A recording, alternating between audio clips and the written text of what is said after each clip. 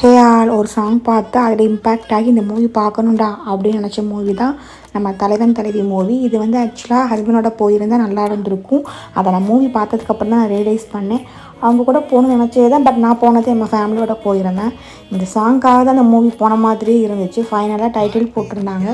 எப்படா அந்த சாங் வரும்னு வெயிட் பண்ணியே பார்த்துட்டு ஃபைனலி வந்துட்டு.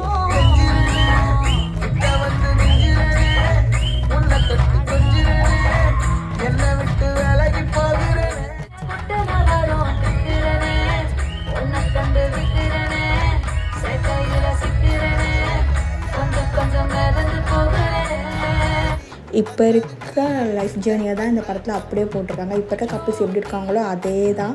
இது ஒவ்வொருத்தவங்க பார்க்கும்போது அவங்கவுங்க லைஃப்பில் ஏதாவது ஒரு விஷயத்தில் கனெக்ட் ஆகும். எல்லாருக்குமே கண்டிப்பாக ஆகும். ஸோ ஃபேமிலியாக முக்கியமாக ஹஸ்பண்டோட அண்ட் எல்லோரும் சேர்ந்து போய் பார்த்தீங்கன்னா உங்களுக்கே பிடிக்கும். தேங்க்ஸ் ஃபார் வாட்சிங்.